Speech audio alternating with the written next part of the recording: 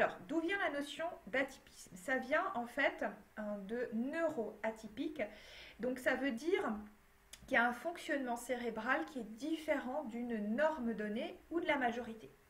Alors, vous voyez que j'ai mis une petite citation à droite sur cette notion de norme dont on pourrait bien sûr discuter très très longtemps. Est-ce que ça existe vraiment? Est-ce qu'on n'a pas notre singularité propre? Et que chaque homme finalement est une exception à une règle qui n'existe pas. Et puis, comme je l'ai dit tout à l'heure, en plus, ça évolue dans la population. Donc, la norme aujourd'hui ne sera pas la norme de demain. Peut-être que plus qu'il y aura d'intelligence justement multiple, plus les tests aussi vont changer. Enfin, il y a toutes ces données à prendre en compte. En tout cas, actuellement, il y a vraiment une réalité neurophysiologique, c'est-à-dire par des imageries IRM, par exemple, mais il n'y a pas que ça. On sait que voilà, le fonctionnement, la structure des fois du cerveau, on va le préciser un peu à chaque fois, n'est pas la même.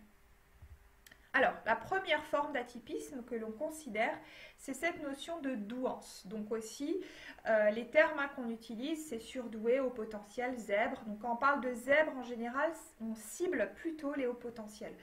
Mais au final, vu que on découvre en fait de nouveaux atypismes assez régulièrement, finalement, c'est un terme qui est utilisé un petit peu de façon générique. Phylocognitif aussi. Donc les zèbres, il y aurait 2 à 5% de la population actuelle concernée. Il y a deux types de profils et souvent c'est un mélange des deux que l'on a. Le profil complexe et le profil laminaire. Alors on va voir les différences. Pour le profil laminaire, donc le quotient intellectuel, il est plutôt homogène.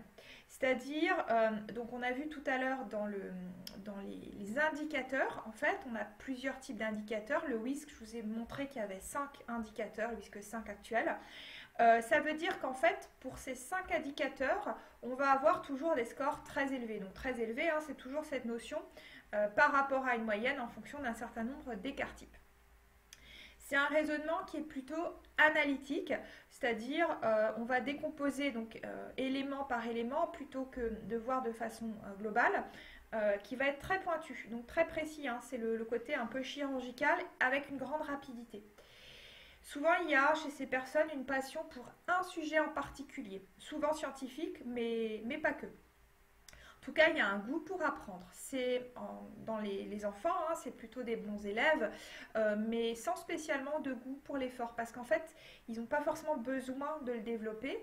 Des personnes assez peu à l'aise avec leurs émotions préfèrent en général l'introspection. Donc en fait, c'est un peu l'archétype du surdoué médiatisé. Le complexe, alors lui, c'est un autre zèbre, il a un raisonnement plutôt intuitif et analogique. Donc analogique, vous savez, des fois l'analogie, c'est qu'on travaille par comparaison.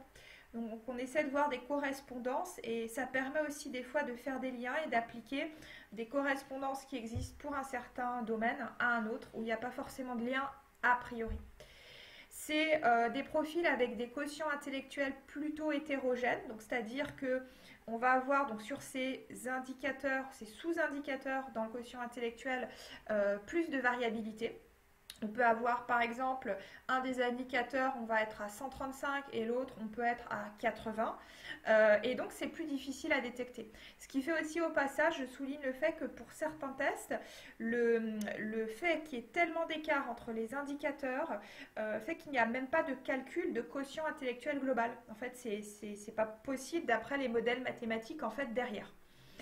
Il y a souvent une hypersensibilité associée, beaucoup de créativité, une avidité, donc une soif de connaissance, un fort ressenti de décalage avec les autres, ce qui ne veut pas dire, je souligne aussi, mais ça ne veut pas dire que ça n'est pas le cas pour l'autre profil, en fait. C'est des tendances à chaque fois que je donne.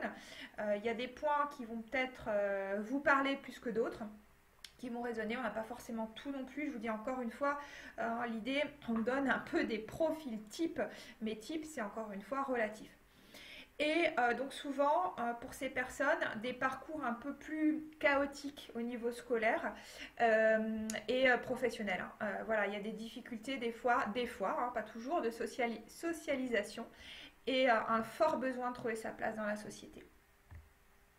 Pour les deux profils, ce que l'on sait, c'est que le cerveau, il est structurellement différent. Donc, c'est-à-dire quand vraiment on mesure les taux de myéline, donc la myéline, en fait, c'est un composant donc, qui fait la gaine, notamment au niveau de tout ce qui est neurones, hein, donc ce qui permet en fait les influx nerveux de se transmettre. Ben, le taux, en fait, n'est pas le même. Et les connexions non plus, elles sont donc neuronales plus rapides. Et il y a un traitement de l'information et une arborescence de pensée plus vive. Alors, je reviendrai sur cette notion d'arborescence. Je l'ai mise là parce que c'est vrai qu'elle est imagée. On voit l'arbre, voilà, avec les ramifications.